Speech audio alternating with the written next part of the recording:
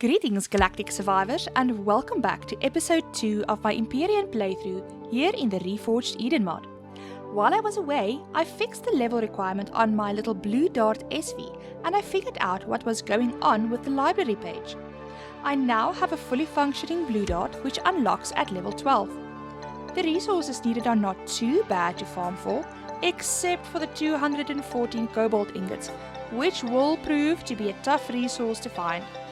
At this stage, a few bars of cobalt were the only things standing between me and flight. If you don't know this, if you have anything on your player and you log out, whatever has a spoil timer just freezes along with you. I still don't have a light. So you don't actually lose any spoil time on anything that you keep on your player. So that's quite useful in the beginning of the game, especially because I don't have a fridge yet. So let us see. Oh, hang on.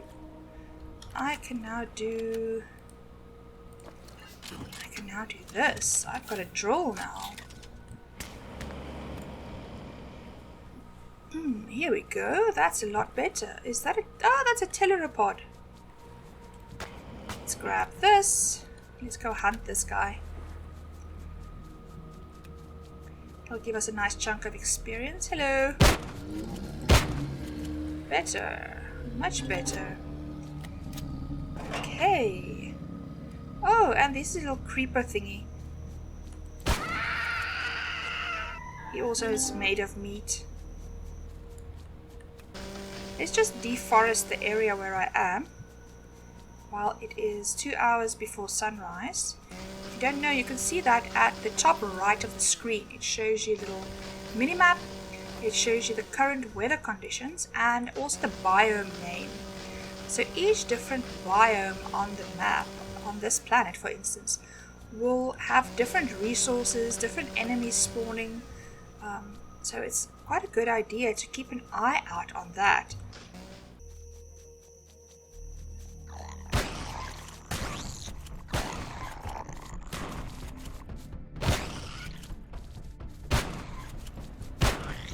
There we go. Reloading. Oh no! I died. Okay, can I please just continue dying? I need armor. After that embarrassing first death, I went back with my tail between my legs to grab my backpack. I was tired of running around in the dark and ran around wreaking havoc on Akua's ecosystem for a while as I waited for the sun to rise.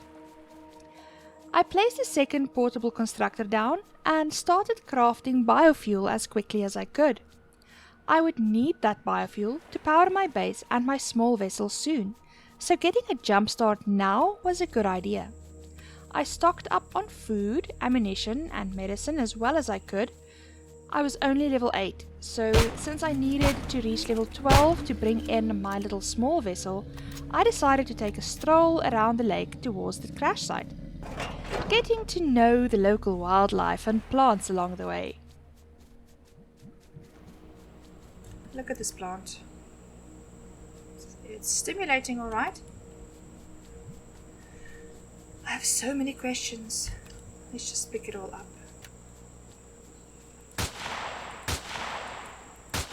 Oh. Now I don't know which one I was shooting at. This one with a half health. They've got really tough skins. Hey, that was a lot of experience. Oh, I hear my nemesis. Oh, come on. And usually these guys are not alone.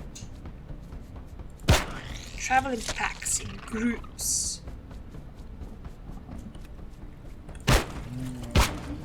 Big toothy guy. These guys like to live out in the oceans. Almost another shift fail there. There we go. Come on. They do give a few little bits and things. Alien bits and pieces. Oh my god, the ship hit the ground hard enough to split in half. I don't see how anyone could walk away from this alive. Yeah, me neither. His ship was shot down, Commander. Okay. So, if we continue now, there's a little console that we need to find inside the ship.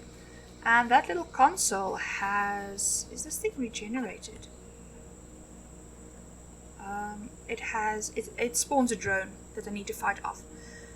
Could it have been friendly fire, or perhaps an ammunition magazine exploded on re-entry? There must be records or logs or something that explains this. Yes, it's the aliens. Okay, but it does seem as though it has not been looted, or it has been reset. So I'm guessing it's fine for me to go. So now we get a little weak signal in here from inside this container.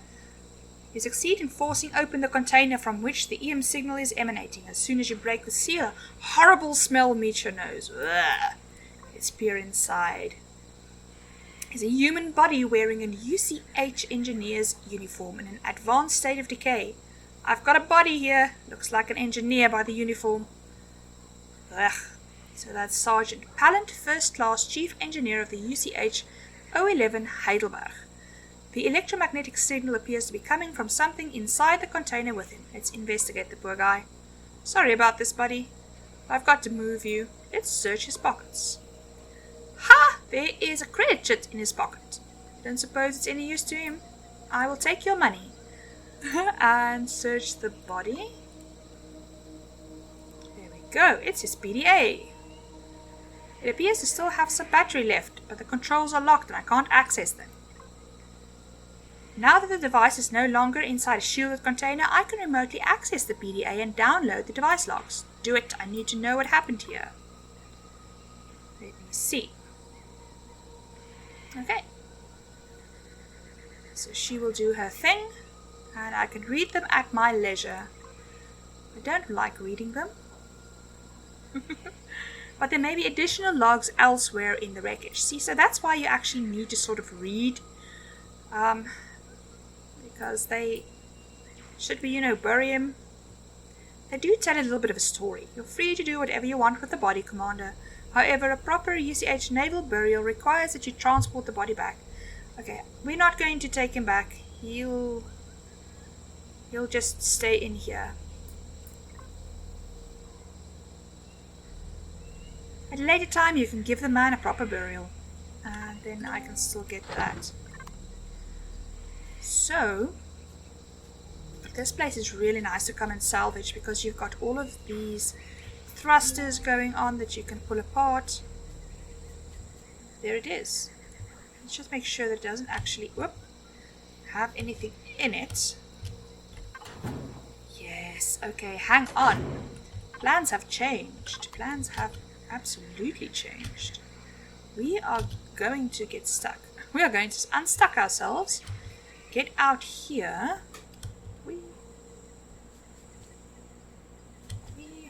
Okay. I'm going to pop this constructor down. Just right there. All of this in. Ding, ding, ding, ding, ding, ding. There we go. Oh, a little bit of milk. And 50 credits. After finding this working armor locker, I quickly plopped down a portable constructor so that I could make up a set of light armor. I have really been struggling in the dark, and without any protection, even the weakest bugs have been posing a threat. I found a sniper rifle and some bullets in a chest, and Ida told us that she found a faint signal coming from a container. I appropriated all of the fuel from the ship's tanks and took a look at that signal. We found a datapad used to record and manage cargo manifests, and upon analyzing this unit, Ida mentions that there are some inconsistencies between the Heidelberg's logs and the information that we already have. I searched through some more boxes and grabbed my light armor from the constructor, while putting all of my scavenged loot in it as a temporary box. I rushed over to the armor locker and equipped my shiny new spacesuit. Oh, how I've missed having a torchlight and a jetpack. Armor locker, armor on. There we go. And now I've got a little light. And also a jetpack. So I can, so I can get stuck in the elevators apparently. I plugged my USB cable into the constructor and found that its battery was as low as my cell phone's. The logs stated that 8 tents were made along with some basic survival items, so we deducted that at least 8 people survived this crash. Ida told us that she could not find any UCH signals by scanning the planet, but that the constructor's logs did give her a frame of reference to start puzzling out the inconsistencies between the ship's logs and my own. We set off to locate the bridge console with a warning from Ida that activating this console would draw a lot of attention and possibly alert the unmanned aerial vehicle that was patrolling near our current position. We plugged into the bridge console and waited for that drone to come and find us. So let's do this. A weak point, a glowing optical sensor on the front that's not armored, a scope rifle or heavy weapon such as a rocket launcher, because I have that, would be an ideal match. Okay, well, I don't have one of those. I've got a sniper rifle and horrible aim, so let's see what we can do. Commander, I've been analyzing the flight pathing of the patrolling drone, the one that I asked you to keep an eye on. I would like to inform you that it has just changed course and is heading in our direction. Roger that. Shutting the console down, getting the guns out.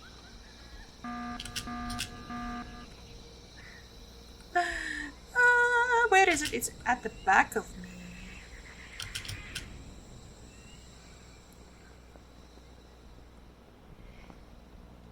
There it is.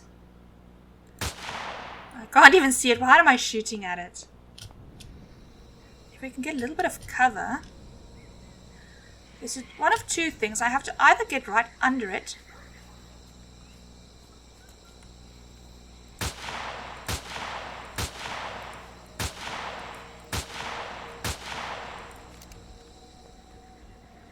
Because usually they don't shoot very well right under themselves.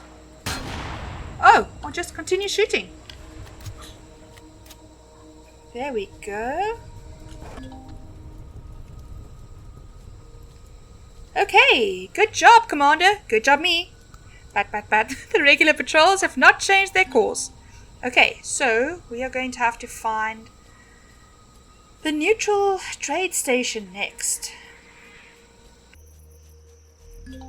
After a rather mediocre fight with the Zyrax drone, Ida tells us that 311 days have passed since the Heidelberg crashed.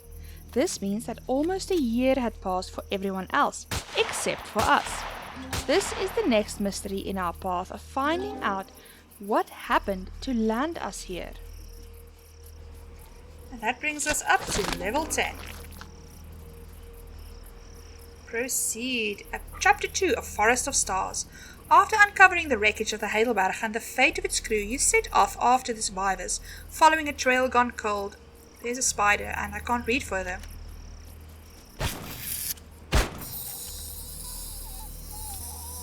Shift fail. There we go. Where's the other spider? Here, boy. There we go. Oh, I can't get to it. Okay. I made up a basic multi-tool and some charges, queued up some food, ammunition and a hoverbike, and took a bit of time to pull apart the wreck of the Heidelberg in an attempt to get some of that coveted cobalt. Although I didn't get nearly enough cobalt for my small vessel project, I did get a handful of bars of cobalt alloy and a bunch of other very useful resources from scavenging down the Heidelberg's wreckage. I packed up all of my loot and headed home, calling this day a small success. The hoverbike is such a game changer when compared to the old motorcycle. Yes, it wasn't a small vessel or even a hover vessel, but we were finally mobile.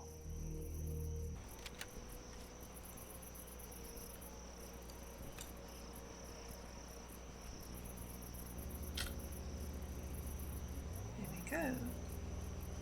Come on. Infinitely better than the old motorcycle. Just don't go over the water.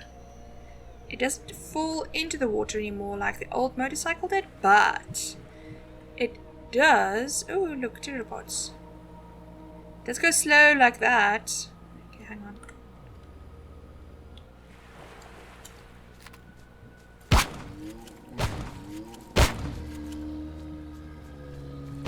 Let's kill them. Don't you do that. Oh yes, of course, I don't have any space. You have teeth. I will take your teeth. And up. Here we go. Whoops. I did it. Oops. I did it. Oops. Super slow. Super slow. There we go. I don't have my driver's license for this thing, apparently. It's not going to be much better when I get a ship, though. I'm going to be all over the show, swerving, being upside down for most of the time. It's going to be so much fun. I spent some time sorting through my loot at home and queued up crafting anything that I could to start preparing for the future. At this stage, I realized that I would either have to try and trade for cobalt, or would have to find a big POI to raid and hope that I could loot enough. I slowly made my way over to that Talon village that I'd detected, all the while gathering resources and experience from the minerals, plants, and animals around me. And now we will sneak up on these things.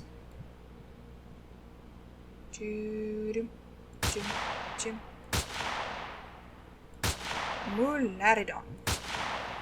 Oh, look at that. They didn't even run away. Well, now they're running, but still. No. What did I do that for? They are really thick and scaly, aren't they? Can I shoot you in the head? Yes, look the other way again. There we go. How much experience did I gain from that? A little bit. I'm 15% there. Okay, let's see. Couldn't get a second shot in there. I don't know why. That's always interesting. Oh yes, I heard you, your little footsies. Sneaking up on me. There we go. More leaf cutters will also work. Hello, Talon. Am I in your... Oh, I'm almost in your territory. Hello. Freaky looking guys. So you don't want to shoot those. Those are supposed to be friends. As freaky as they may be, they really are supposed to be friends. So, I can just make sure that it's not Talon now.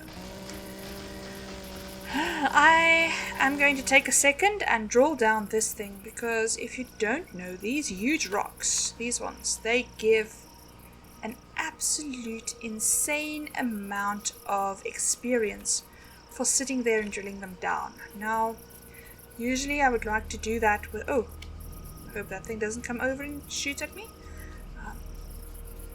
Usually I would like to drill them down with some sort of vessel. I don't have a vessel yet. And it's 7,000. At least I've got the drill. And I can sort of circle around and check for things that I can shoot in the meantime. We are down about 6,000 hit points now, coming up to the last 1,000, and let's check. We are on 6654, 39% to level 12, and we should get quite a big chunk of experience when this thing goes. Almost there, almost there. Come on. There we go. 2,400 experience is not bad. Not bad at all. And that put us up to 53% there. 9,000. Okay, we've got some more hunting to do. More picking to do. More of the same until we reach our goal. Hello, friend.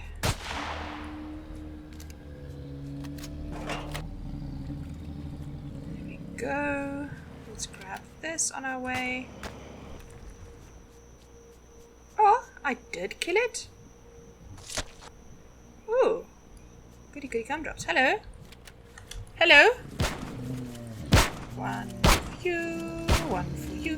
No, don't worry, I've got enough ammo for everybody. There we go.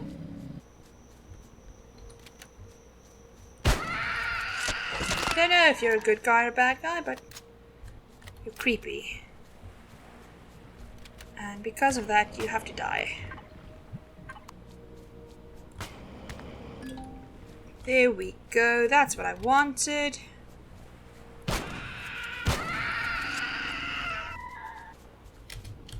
I heard you.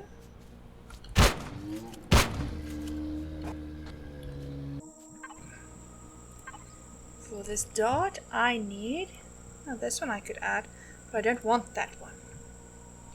Oh no, I didn't see it uses that much cobalt. Why does it use cobalt? Do I have to go edit it again? Okay, hang on. Advanced large thruster. Here we go. Small vessel. We are looking for advanced large thruster. There we go. So that means I can add this to my factory. And we can start adding all sorts of things in there now to get that started. 214 cobalt ingots. I don't even have... What will 108 cobalt alloy give me? 64. Okay. I need more. How far is the trade station? It's just there. Okay, hang on. I think I'm going to go to the trade station first. Deposit those 50 credits. See if I can sell that mechanical drill. Wait for all of these things to do their thing. What the heck is that? Zyrax light bomber. Why? I don't want to be Zyrax light bombed.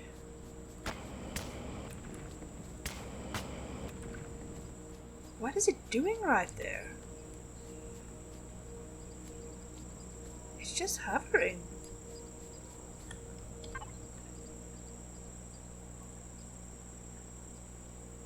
That's interesting. Mildly interesting. Oh my gosh, and that's where the bomber is. Don't want him to get unstuck while I'm... Do you mind? No, he doesn't mind. And these guys are Polaris, so you also don't want to shoot them. They've got these really cool battle droid looking guys. Hello, C-3PO and company. Okay, but they do appreciate a little bit of help sometimes. Now, hands up when you go into a trading station. That is the rule. This is the moment that I realized that I was grouped into the human faction when I started on the server. This was a server setting that we didn't realize was activated when we reset it, and it was corrected in the first few days after I discovered this. This essentially caused any new player that joined to automatically be placed into the human faction until they left to create their own or joined an existing faction. This is problematic as any new player who didn't create their own faction can influence the reputation with all of the NPC factions to anybody who is in the human faction. Usually you would start out as neutral and have to work your way up to friendly with the NPC factions in order to be able to use their facilities and later honored status to be able to get a discount and be allowed to farm the faction's various resources in their territories. It's very nice if the other players in the faction influence them in a good way, but if they make mistakes, causing the Polaris and Talon reputation to go hostile, it makes life very difficult, especially as a brand new player starting off. Another positive part of being in the faction was that wherever the other players have discovered anything on the planet, it was visible to you as the player as well.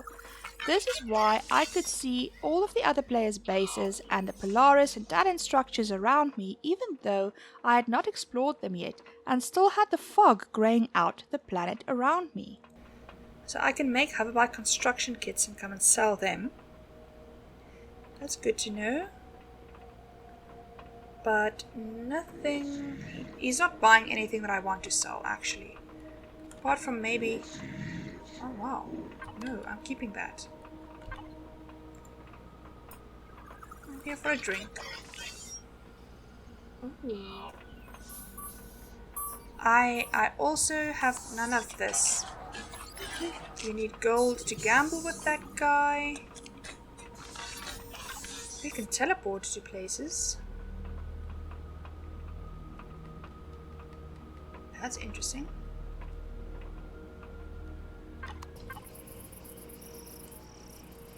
Destroyed mining towers, debris field. Nope. Nope, nope, nope.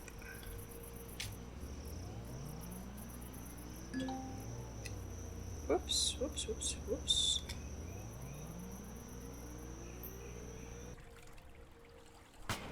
So that plan turned out to be a bit of a bust. It was a long shot to start off with, but I was hoping to get a bit of cobalt from this trading station. Sometimes the Polaris trade stations have a trader that sells ore and ingots. That was the hope for this one, but it didn't turn out that way and I went back home empty-handed. It was an uneventful journey, and as is the custom, I hopped off my hoverbike to get some plant, animal and mineral resources along the way. It's always a good idea to jog around and grab as much resources as you can in the early game of Empyrean, as you run out so quickly. I tried to salvage some more cobalt from the UCH wreckage on my way, but at this stage I was not alone in my search for resources anymore, and I had to wait in line for this POI to reset. I was going to have to go after something a bit more spicy if I wanted success from a POI. Although my first attempts at getting a ship didn't go as planned, I was not going to give up on my dream just yet. I already had a plan. Looking back now, it wasn't a great plan. It did have its flaws, but at this stage, the hope and dream of getting my first vehicle was still alive and well. But getting that required cobalt would have to wait for my next adventure. Until then, tot ziens en lekker speel!